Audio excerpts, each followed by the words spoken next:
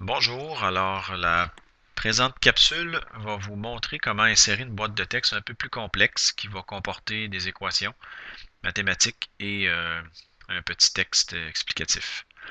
Donc je vais commencer par insérer les équations mathématiques. Je vais dans l'onglet Insertion. Dans la section Symboles, il y a possibilité d'insérer des équations qui sont déjà toutes prêtes. Alors si l'équation que je souhaite insérer dans ma présentation est similaire à une des équations qui est dans la liste, je peux très bien utiliser cette équation-ci et puis faire les modifications nécessaires si j'en ai à faire à l'intérieur de l'équation, dans la boîte de texte directement. Par contre, si je veux faire une équation personnalisée, alors je vais dans l'onglet Insertion et au lieu de sélectionner dans la liste, je vais tout simplement cliquer sur le symbole Insérer une équation, ce qui va me créer une nouvelle boîte de texte qui contient taper une équation ici et qui me permet de travailler avec l'onglet Conception des outils d'équation qui comporte tout ce que je peux avoir besoin pour construire mon équation.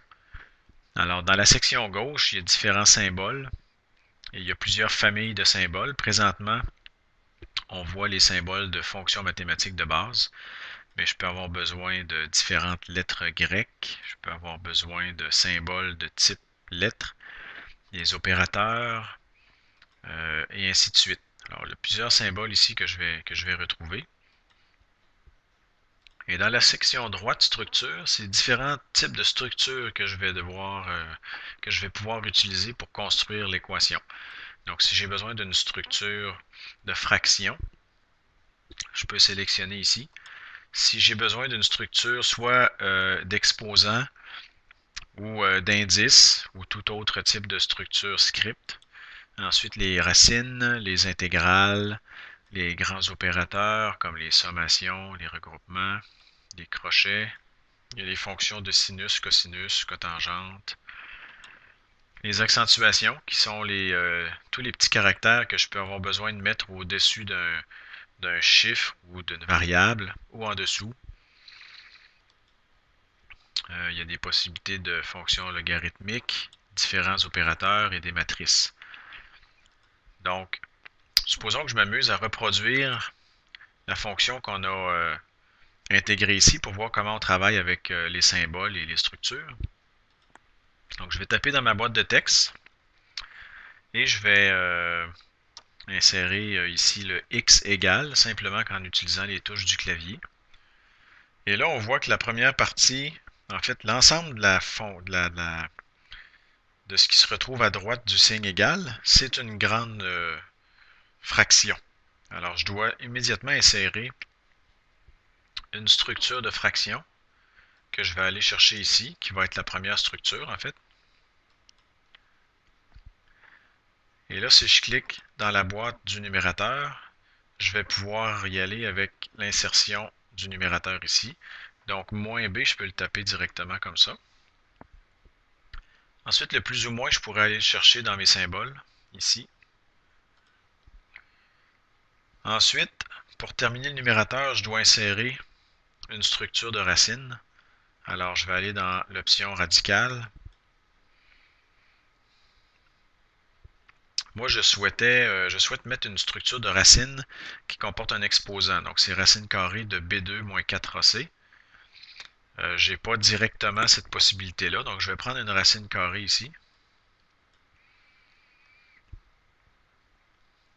Et là, je vais remplacer ici la structure simple par une structure script qui me permet de mettre un exposant. Donc, je choisis ici la structure script exposant. Alors, vous voyez ici qu'au lieu d'être un simple caractère que je peux maintenant mettre le B2. Alors, B ici et 2 comme exposant.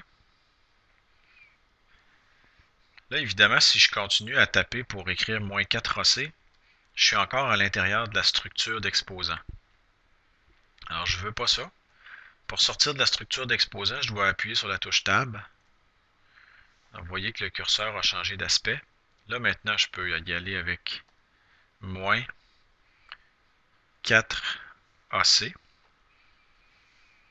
Et au niveau du dénominateur, c'est 3x que j'ai simplement qu'à taper au clavier. Alors, c'est pas plus compliqué que ça. On doit décortiquer l'équation en fonction des structures qu'on a besoin. Donc, on choisit les structures qu'on a besoin et on utilise les symboles appropriés pour construire l'équation. Maintenant, évidemment, chaque bloc d'équation peut être mis en forme avec les outils réguliers de mise en forme. Donc, je vais un peu réduire le texte ici. Je vais un peu réduire le texte ici aussi.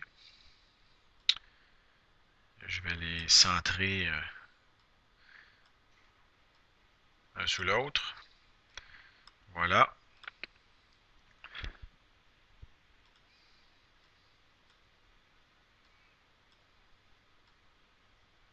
Vous voyez, quand j'approche une forme d'une autre forme, il y a des petits guides qui s'affichent automatiquement. Comme là, j'ai un petit guide vertical qui me dit que les deux formes sont centrées verticalement. Et j'ai un petit guide horizontal aussi avec la boîte de texte qui me dit que je suis aligné sur la boîte de texte. C'est des guides qui apparaissent automatiquement. On peut les utiliser. Alors voici. Maintenant, dans ma boîte de texte, j'aimerais mettre un petit texte explicatif ici à droite. Alors, je vais simplement insérer une boîte de texte, comme ça ici. J'entre le texte explicatif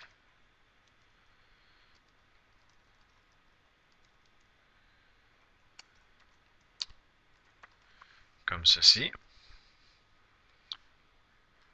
Je peux mettre en forme le texte, toujours avec les outils de mise en forme du texte. Donc, je vais le réduire un petit peu, je vais changer de couleur, comme ceci. Maintenant, je voudrais que cet ensemble qui est constitué de deux équations et du texte soit à l'intérieur d'un cadre avec une fine ligne noire et un fond blanc transparent, donc pour donner l'aspect d'une zone de texte comme ça ici.